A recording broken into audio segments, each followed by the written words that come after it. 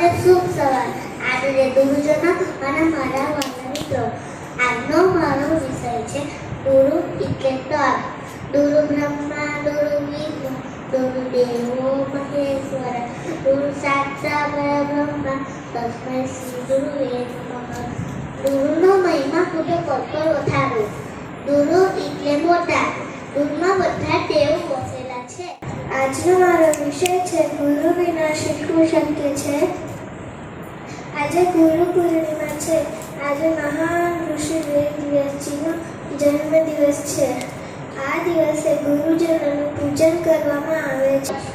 સંસ્કૃતમાં એક શ્લોક છે, ગુરુ બ્રહ્મા, ગુરુ વિષ્ણુ, ગુરુ દેવો મહેશ્વર. ભારતીય સંસ્કૃતિમાં ગુરુને અસીમ આદર તથા શ્રદ્ધાનું કેન્દ્ર માનવામાં આવ્યા છે. ગુરુ એટલે જ્ઞાન આપનાર.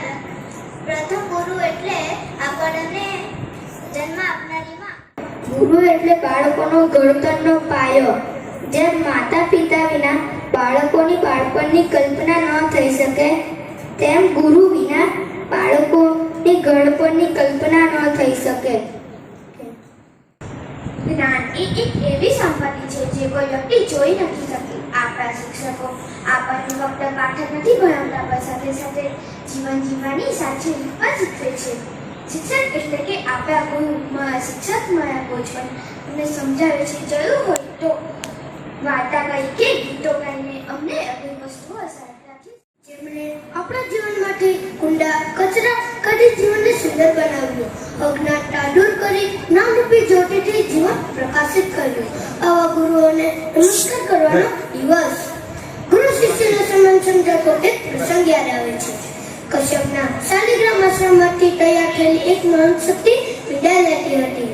કશ્યપના પગ પાસે બેસી શિષ્ય પોતાને વિદાય આપવા માટે ના પાડતો હતો. ગુરુજી, મને તમે શા માટે તમારા ત્યાગો કરો છો? મને તમારા પગ પાસે જ રહેવા દો. અબૂર બાળક બનીને તે અહીં આવ્યો હતો. અંધકારમાંથી પ્રકાશ તરફ લઈ જાય તે ગુરુ.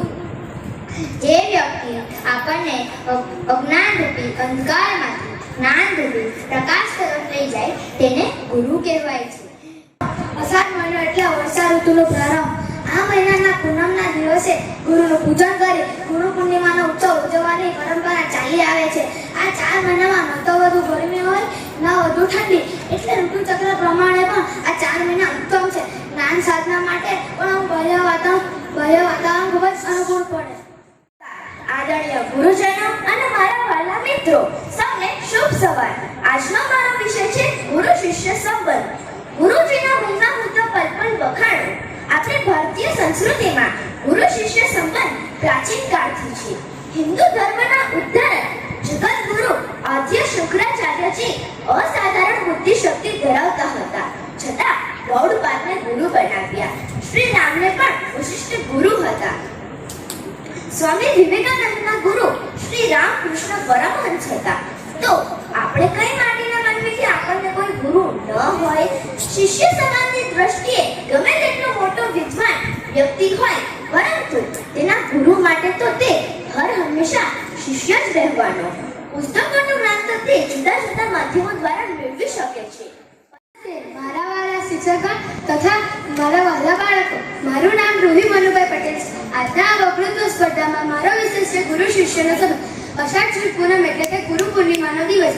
કબીરદાસજીએ ગુરુનો મહિમા વર્ણવ્યો છે. તેઓ કહે છે કે જીવનમાં કોઈક વાર એવી સમસ્યા આગળ આવી ઊભી રહી જાય છે કે જ્યાં ગુરુ અને ગોવિંદ એક સાથે ઊભા રહી મળે છે, ત્યારે આપણે કોની પૂજા કરવી જોઈએ? ગુરુએ આપણા ગોવિંદનો મહિમા મેળવ્યો છે. તેથી ગુરુનું સ્થાન ગોવિંદ કરતા ઊંચું હોય છે. અને મારા વાલા વિદ્યાર્થી મિત્રો, શિક્ષકગણ અને આચાર્યશ્રી, આજનો મારો વિષય છે ગુરુ એટલે કોણ. મારું નામ દેસાઈ કવિશ વૈભવ છે. હું 5મા ધોરણમાં અભ્યાસ કરી રહ્યો છું. અષાઢ મહિનો એટલે વર્ષા ઋતુનો પ્રારંભ. આ મહિનામાં પૂનમના દિવસે ગુરુનું પૂજન કરી ગુરુ પૂર્ણિમાનો ઉત્સવ ઉજવવાની પરંપરા છે. આ 4 મહિનામાં ન તો વધુ ગરમી હોય, ન વધુ ઠંડી, એટલે ઋતુચક્ર પ્રમાણે પણ આ 4 મહિના ખૂબ અનુકૂળ પડે. જે રીતે સુરતના તાપથી તપેલી ધરતીને વરસાદ, ઠંડી એટલે કે શીતળતા. આચાર્યશ્રી, શિક્ષકગણ અને મારા વાલા મિત્રો, હું આપ સૌનું હાર્દિક સ્વાગત કરું છું. આજે આ પાવન ગુરુ પૂર્ણિમાના અવસરે પ્રથમ હું મારા માતા પિતાને વંદન કરું છું, જેમણે જીવનમાં હસતા શીખવાડ્યું, પાપા પગલી ડગલીથી જીવન જીવતા શીખવાડ્યું. બીજા મારા ગુરુજનોને નમન કરું છું, જેમણે જીવનમાં ભણતર સાથે ખરા ખોટાનું ગણિત શીખવાડ્યું. આપણને જીવનમાં કંઈક નવું શીખવા માટે ગુરુની જરૂર પડે જ છે. ગુરુ એટલે ફક્ત શાળામાં ભણાવતા શિક્ષકો જ નહીં, પરંતુ જે વ્યક્તિ આપણને સાચો રસ્તો બતાવે, જ્ઞાન સાથે અંધકારમાંથી પ્રકાશ